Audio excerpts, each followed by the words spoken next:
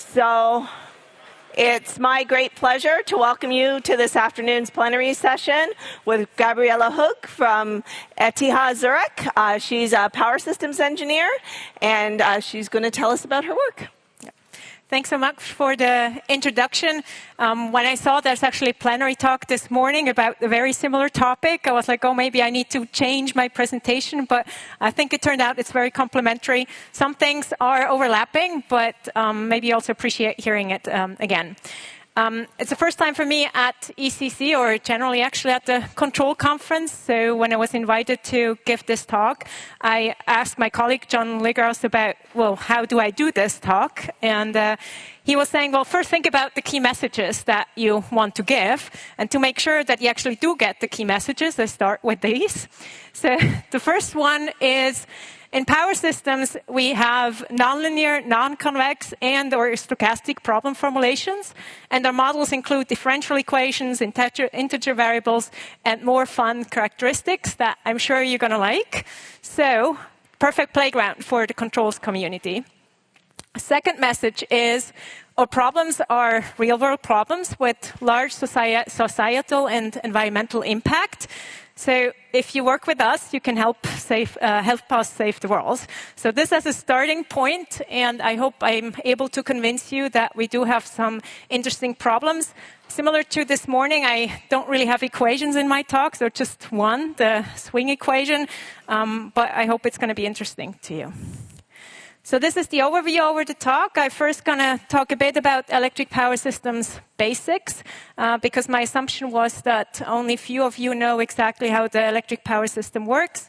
Then I will talk about what are trends, challenges, research questions in future electric power systems, and then give you two small examples from our own research for the role of data on one hand and control on the other side, or let's say optimization on temporal and spatial information on EV charging. And the other one is we did some reinforcement learning for demand-side management. And then finally, some conclusions. Basic structure, you saw that also already in the morning about electric power systems. So we have generation, we have high voltage transmission line, we have then lower voltage distribution down to the load. So that's how we're distributing the electric energy. In the meantime, of course, we also have more generation at different voltage levels, but I'll get to that a little bit later. There's two main challenges in operating the system. One is the balancing of generation and load. So that needs to happen at all times from second to second. So that needs resources to compensate these imbalances. And I will explain a little bit later why we do have the frequency there. But the point is really we need to have this balancing and also decide how is that going to happen in real time. The other key issue is the grid. So the power flows according to Kirchhoff's laws in the grid. So we can't tell the electron where it's going to flow. And each line, each transformer has a limit. So meaning we can't just arbitrarily let power flow through these components. Otherwise, actually protection will react first, but otherwise we destroy these devices. This means that location of the supply and demand matters. So what we do is we do take that into account when scheduling generation. So we do want to dispatch generation such that no flows are above the limits and voltages are within acceptable ranges. Here, by the way, the equations are nonlinear. We do power balance equations at each node, and do we have nonlinear equations? Now, how does the operation or the balancing actually work? There's two main concepts. One is scheduling, and the other one is real-time balancing. First, the scheduling. How this works is we predict, for example, for tomorrow, every hour, how much the electric energy consumption is going to be, and that's load minus renewable output. And then the generation is scheduled according to these loads in the market. So this happens all via electricity markets. We do day ahead, for example, which is from today for tomorrow, every hour, but then also hour ahead, meaning tomorrow at 10 o'clock, it's easier to predict what's going to happen at 11 or 11:30, and then you have a more granular schedule for the generation plans. So we end up with schedules for each generator, and then you can compute what are going to be the flows in the grid. Depending on the country, this is done after the fact, after the scheduling, and then you adjust the schedule, or this is integrated, in fact, into the scheduling process. Now, how does real-time balancing work? Because when we turn on the light, we're not going to call our supplier and say, hey, I need a little bit more electric energy. This is based on the conservation of energy, and here is an example of a hydropower plant where we have water as the mechanical energy coming in, driving the turbine, and the turbine is connected to the rotor in the synchronous machine, so the part which rotates. There are coils on the rotor, and then we also have the stationary part which also has coils. Via electromagnetic coupling, the mechanical energy is transformed into electric energy. So if the mechanical energy is exactly equal to the electric energy, let's forget about losses, then we have a steady rotation of the turbine. That rotation determines the frequency in the grid, so it's proportional to the grid frequency. So what now happens when I consume a little bit more electric energy is, well, the mechanical energy stays the same for now, but we can use this kinetic energy that's available there. So rotation, right? So we have kinetic energy. So if I consume a bit more electric energy, that's then higher than mechanical energy, the kinetic energy will go down, frequency decreases. Vice versa as well, if I turn off my lights or turn off my consumption, then the electric energy is lower than the mechanical energy, and then kinetic energy is stored and the frequency increases. So this means that we use frequency as a control signal, so power plants can locally measure this and then decide, do I need to open up the valve at the hydropower plant, or do they close it? So that's the very initial stage at which the system is kept stable, and that's called primary frequency control. To make the linkage to the morning, that's the ancillary service, or the faster parts of the ancillary services. And that's the equation I mentioned. So this shows that if we do have a significant inertia, which H, by the way, is the inertia due to these rotations, if we have high inertia in the system, the change in the frequency is slower, and then, of course, also the opposite. Now, the electric power system structure now basically putting things together. So the past and the current system, we have usually large centralized power plants, nuclear power plants, hydro, coal, gas, and so on. We have centralized monitoring and operation, maybe except for short-term actions, so such as protection or primary frequency control. In the picture, you actually see the control center by Swissgrid, the Swiss transmission system operator. Then the loads in general are considered inflexible, meaning that I turn on the load whenever I want to turn it on, like washing machine and so on. And the system needs to follow. So as a summary, the system is mostly taking preventive actions, doing also N-1 security was also mentioned this morning, making sure that even in case of a fault, things stay stable and secure, and taking into account potential grid outages. So it's focused on reliability in the sense of supply adequacy and grid security. If unexpected or multiple disturbances happen, then we can do load shedding, not ideal, but that's the last resort, until possibly a blackout. And if that happens, we can then restore it via a centralized restoration process. Important is also the figure on the right-hand side on the bottom. Currently, we have lots of measurements and can observe the high-voltage transmission system. Distribution system is coming more and more, but still it's somewhat limited. So there, actually, we often don't have enough measurements to really make the system fully observable. Now, let me get to the future electric power system and trends, challenges, and research questions. So trends, I guess these are fairly obvious, even for someone who's not in electric power systems. Renewable generation, increasing in photovoltaics and wind generation to replace nuclear and, or mostly nuclear and fossil fuel power plants. On the right side, you see a graph from the International Energy Agency and from the World Energy Outlook showing the current contribution, where you see like solar and wind, well, it's visible, but not so large yet. So this is orange and bluish. And then on the right-hand side, these are different scenarios that they're we're considering for 2050.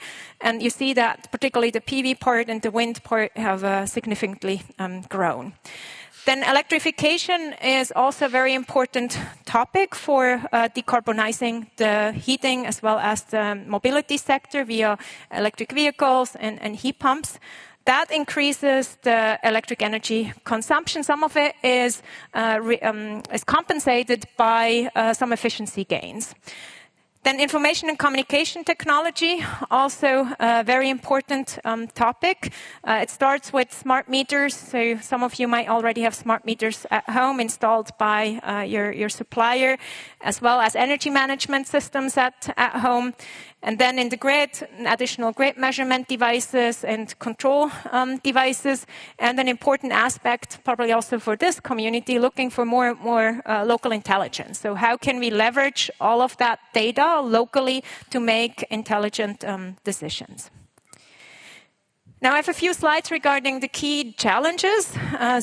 One of the key challenges is variability and intermittency. So we have PV and wind production. Obviously, we don't always have energy production from these resources. So these are weather and season dependent. And that can lead to large fluctuations and even days with little or no infeed from wind and solar. So there you need to have either some backup generation or storage for different timescales. If we could predict perfectly what the variability is and when exactly we don't have energy from wind and solar, the problem might be a little bit less difficult to solve. But we also have uncertainty. So we operate the system based on predictions, and inaccuracies in predictions increases the needs for reserves. So here, particularly stochastic approaches are very welcome to actually solve these kind of challenges. Then low inertia systems, is a very common term in electric power systems right now. What's behind this is that we replace the synchronous machines that I explained earlier in the case of a hydropower plant. Works very similar for a coal or a nuclear power plant, except the primary resource is different. So there it's actually steam. But you do have these turning machines which provide inertia to the system. And if we're replacing here a coal power plant by PV, which is connected via power electronics, we reduce the inertia in the system. So we reduce the H value in the swing equation. So whenever we have an imbalance between the mechanical energy, PM, and the electric energy consumed, PE, then actually the system reaction becomes faster. So we also need to have counter reactions that are faster. Right? So we're going to have faster system dynamics. So there's lots of questions on modeling and controls of these systems. Another key challenge is that we're moving from centralized to a distributed system. Generation is shifted more and more to the low voltage system due to photovoltaics and like on rooftops. This means we have different needs for transmission and distribution and control. In Switzerland, we're replacing the nuclear power plants with photovoltaics mostly, and that's on completely different locations. So it's important to think about the implications on the distribution and transmission infrastructure. Another key challenge is the systems are interconnected. Switzerland is pretty much in the middle of the system in Europe, and which has been very beneficial also historically, because due to import-export, you can leverage the individual resources from the other countries which have a different generation mix than, for example, in Switzerland. But everybody is now moving in a different direction with renewable generation. Some of that is still complementary because, for example, in Switzerland, we go mostly for photovoltaics, where there's a lot in summer, and other countries go more for wind generation, which is you have more in winter. So there could be potentially less support from neighboring countries, and in case of Switzerland, there's also a missing agreement with the European Union, and that complicates improving the efficiency for the system operators. They do it somehow, but it definitely is more difficult than if that agreement would be there. Then complex overall system. So this complexity of the system is increasing. There's interdependencies among technologies like energy, information communication technology, controls, and so on, but also economics, policy, and social aspects. So electricity markets is also a very important aspect in the overall system. So studying these interdependencies is necessary but also challenging. So you end up with a very big model. So the future system, therefore, has few centralized but many distributed resources, non-dispatchable resources. So wind and PV, we can't tell it, hey, you now need to produce at 11 o'clock this much. We have a combination of central and distributed monitoring in the future. So we also need to know better what's happening in the distribution system. And then also, I believe it's going to be a combination between centralized and distributed decision-making. So not everything at the control center. And flexible loads and storages that participate in balancing the system. For example, electric vehicles, distributed storage, and so on. So I think it's going to be more and more also corrective measures so that we can operate the system not with like a really huge margin on reserves, focusing on reliability and resilience. So there's the topic of self-healing grids out there, thinking about how can systems be resilient, meaning that if something happens, they don't just black out, but can also heal themselves and get operational again. So key research questions that in my group, but also many other groups in electric power system, also some in the controls community look at is all around the system where we have more measurements in the distribution as well as in the transmission system, and also more control signals or opportunities to control in across the entire system. So questions include, how can we integrate renewable generation into the system with the many aspects I mentioned? How can we efficiently monitor and operate the system, also with the faster timescales, and how can we leverage the measurements that we have? Where and how should decisions be made? So what role does particularly also local intelligence play? How can we leverage flexibilities all the way down to the consumer? And also, how can we model, simulate, and plan the entire system? So here we're also talking about how do we run simulations that do not take a day to simulate, just a few hours. So listing then the opportunities for the control data / optimization community. Low inertia systems, very important topic. And again, there's many people who already work on this, but I'm sure there's more opportunities due to fast dynamics and new system characteristics. So that includes the efficient modeling, simulation, but then also the controls. Stochastic approaches. So if you work on stochastic approaches, the uncertainties in renewable generation are a really big challenge that we need to solve. Data-driven techniques, so there is lots of data available, not always so easy to get to as an academic researcher, depending on the country, but there is data there that could be leveraged to look at data-driven techniques. Distributed approaches for coordinating distributed resources, and also this interaction between consumer, distribution system operator, and transmission system operator. So, and also actually between distribution system operator. Switzerland has, believe it or not, around 650 distribution system operators. So coordination among them can also be done via this. Estimation method, so observability down to the lowest voltage levels at the various timescales. And there's more actually in the break before the panel was also electricity markets was mentioned, where there's also quite a bit of opportunity for these types of applications. So meaning lots of relevant research questions for application of data control and optimization theory.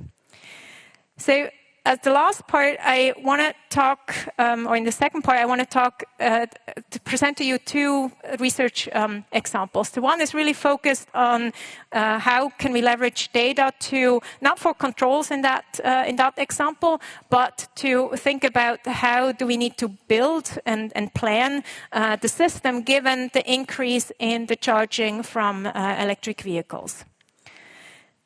So here, the background is, as already mentioned, the electrification of the transport system is a very key step in the decarbonization. And there's a ban on sales for petrol and diesel cars in the European Union from 2035 onwards. So there is an expected increase in the demand. In Switzerland, just to give you the perspective, electric heating as well as, or heat pumps and electric vehicles, the expected increase is about 30 to 40% in electric energy.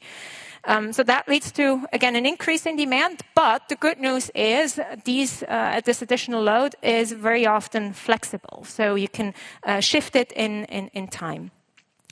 On the bottom, you see, again, this is a graph, again, from the International Energy Agency. Just look on the left side. The red dots indicate the level of percentage of new sales in terms of electric vehicles. Right now, worldwide, this is about at 20%, and is expected, of course, to increase. So the question that we wanted to ask with this work that my student Maria did was, what load and flexibility can we expect when and where? So not just, this is the amount of electric energy that we need additionally in Switzerland that we need to supply, but location specific, and also what role can, for example, work charging play? So what she did is work with a lot of openly accessible data. So there are travel data, mostly based, of course, not on electric vehicles, but you can translate travel data also into the electric vehicles domain. Using that data, there's a platform that was developed at ETH, which is called, not in my group, but it's called MATSIM, which does congestion or actually traffic simulations. And from that, we get lots of information about the trips that people take specifically for Switzerland, the data that we get, but of course the model is generic. So we can use that data to look at, well, when do people travel, how long do they travel, and what's the distance that they travel. And however, that data set is really limited to just weekdays. So she also needed to look at, how do I now extend this to weekends, because the behavior is very different on weekends. I'm sure you also know from your own driving behavior that this is different. So once we have that data set, she then was looking at, how can I compute how much energy is needed and when is it needed. So when would people charge and how much is needed. So she also leveraged an existing tool and expanded this to also, the tool is called EMOPI. She expanded this to also take into account temperatures outside. So anybody who raised a hand this morning with the electric vehicle, you know that in winter you're not getting as far as in summer with one full charge. So that's also taken into account. So having all of this information, we can now look at, where would the flexibility be, given again the traveling schedules by the people. What you're seeing here is, for the different days of the week, when would electric vehicles be parked. It doesn't mean yet they're plugged in. You also would need some additional incentives to make them plug it in all the time, of course. But at least you know where would you expect the electric vehicles to be parked. One key conclusion, of course, is that it does heavily depend on the weekday. So in gray, you have the work and education location. Blue is at home, or the dark blue. The light blue is at like shopping or commercial locations, and then red is at leisure locations. So you can clearly see that work charging could be a very, very important aspect, given that during the day we're going to have more solar than later in the day or even at night. So that's one part of the information that you can get. But she did this analysis across Switzerland. Again, the model is generic, but we're using Switzerland as a test case. And there it becomes interesting to look at, in Switzerland we have like the Alps in the south, and then in the middle we call it the Midlands. That's where most people live. And then we again have some additional mountains, a bit smaller ones in the north, and that's called Jura. And then you can look at where would people travel, or how much energy would they need to supply their travel needs, either per capita or in total. And of course, you see in the blue parts, which is urban areas in these different locations, the total need is higher, but per capita it's lower. So that has implications on charging stations and again also onto the flows in the electric power system. So there's more data to that, but really the point, or more information about that, but really the point that I wanted to make is that it is really important to look at also location-specific, because, as I mentioned at the very beginning, it's important to look at the flows in the system. And the distribution system is going to be overloaded. If you can shift it more to the time when you have local PV, then, of course, you can reduce the flows in the system. So again, this work now as a next step is looking at how can we then do the planning of the charging stations and the analysis on the grid. Now, the other example I wanted to show you is on demand-side management. Just to give a short intro, what demand-side management means. Part of the current load that we have, but also particularly the new load, like electric vehicles and heat pumps, they are flexible, so they can be shifted in time. So the electric vehicle, when you plug it in, often it doesn't need to be charged right now. In fact, many apps already have that capability where you can say when you want to charge it. Maybe you have some price differences between day and night, and you can say, let's start charging when the price starts dropping. There are different approaches to use these flexibilities of the different types of resources. So one is, and that will be the ideal case, in fact, when in terms of getting the optimal charging, is a direct control. So you could think about, well, what's the weather currently, what is the current grid condition, and then send signals to these millions of electric vehicles and say, hey, this one needs to charge now, this one later, and so on. But it does require a lot of basically centralized decision making. Or if you do distributed control, of course, you could also do it in a distributed way. But the point is here, it's really the vehicle owner needs to agree on, yes, I give control away from of my electric vehicle in terms of the charging. Time-dependent tariffs, what this refers to is things like day and night tariff. I mean, you could also adapt this. So maybe have a low tariff, in fact, during the day when there's PV and higher at night. In many countries, it's opposite right now.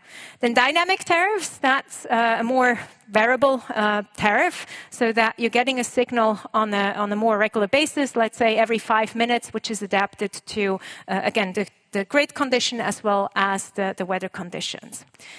So the question that we want to answer here is how to enable grid-friendly consumption. And that's Katharina's PhD student of mine who's working on this. And this is a collaboration with ECC, which is the utility in the canton of Zurich, where we indeed implement this. So we're right now in the implementation phase.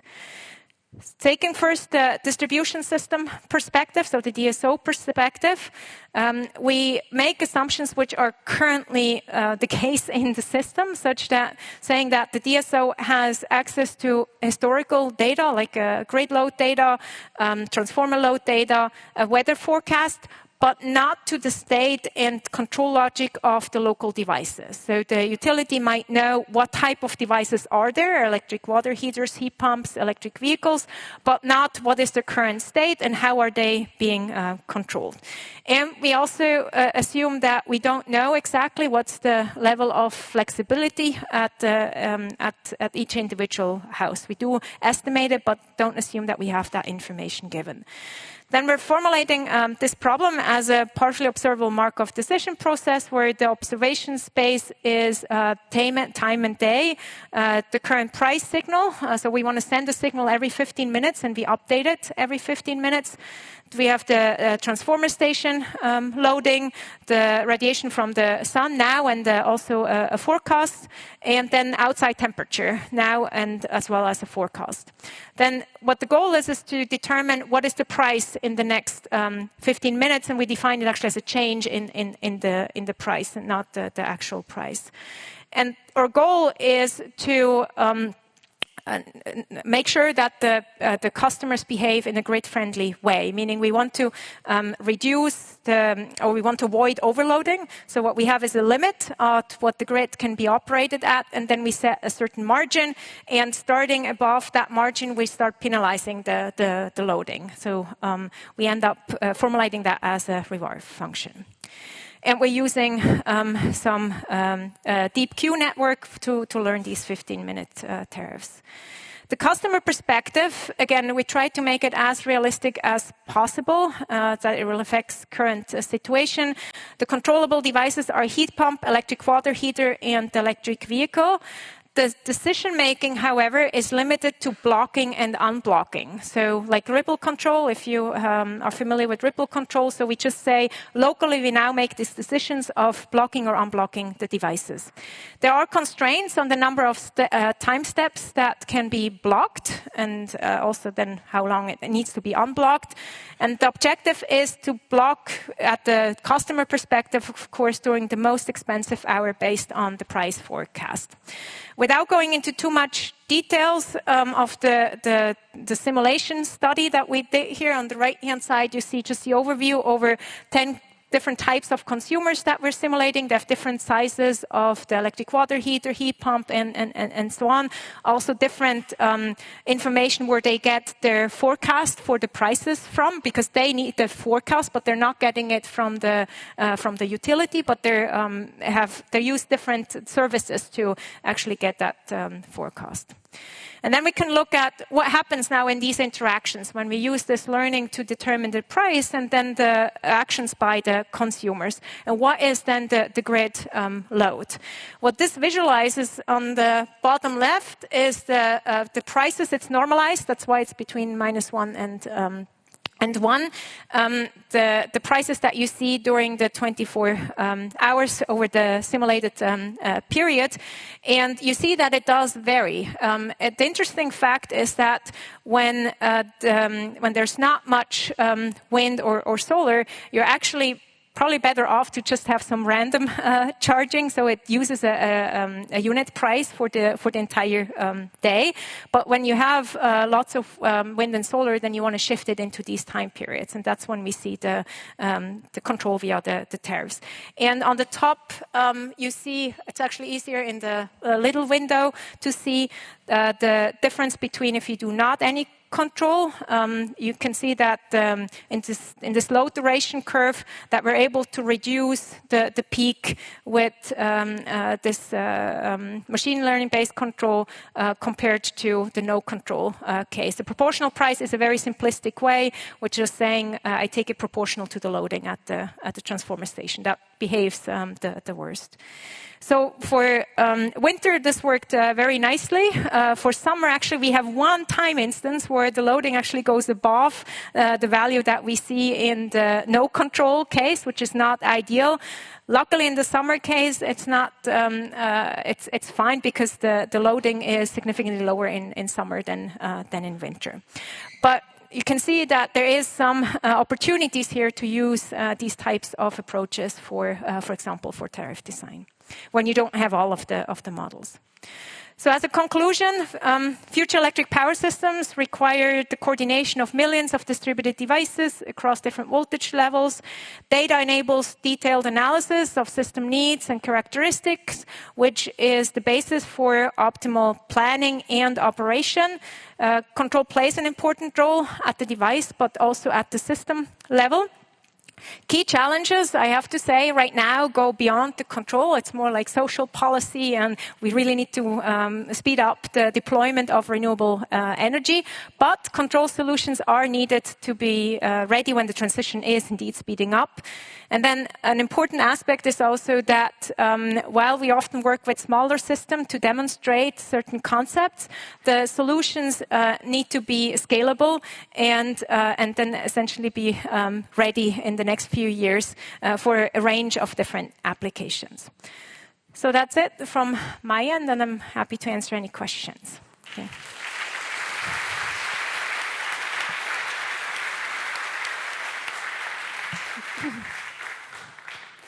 So we have time for one question. Do I bring this? There was one over there. Oh, let him do it. All right, I have the microphone. Thank you for an excellent talk, Gabriela. And I had a nice compliment to the equally excellent plenary this morning. And I didn't get to ask my question this morning, so you can ask the same of you. The question is, to what extent can we quantify how the intermittency or unpredictability of renewable generation reduces as we look at broader spatial areas, right? So, I mean, if it's, I've heard people tell me that we shouldn't even be talking about renewables as being intermittent anymore, because if you integrate them over a large enough area, and not impossibly large either, that effectively things average out and your predictability is so, they're as good as being dispatchable. Yeah, I mean, that's definitely true, right? If you look at entire Europe or entire US, there is some balancing going out on even just due to weather and clouds going through. What you're trading off with that is you then need the distribution transmission, right, to transmit. So there are people who quantify these. We did it just on like a household level and up to like the transformer station. It's really, really hard to predict individual loads in a house, but it is reasonable to predict loading at the transformer station level, right? So similarly, it also starts to smoothen out if you look across. But I mean, one of the really big discussions in Switzerland right now is this import-export has historically grown, and in my it's just not me, but we believe strongly that this is also a key factor in a sustainable energy future, that we need to leverage the availability of the different resources. I can't give you a specific number or whatnot, but there is research that has been looking at this, and it's definitely true. I mean, that's one of the aspects that we need to take into account. I'm going to close the session here, but I'm sure Gabriela will stay at the front if people want to come up for questions. Our next session starts in 10 minutes, so we want to make sure that there's time for the transition. Thank you. Thank you.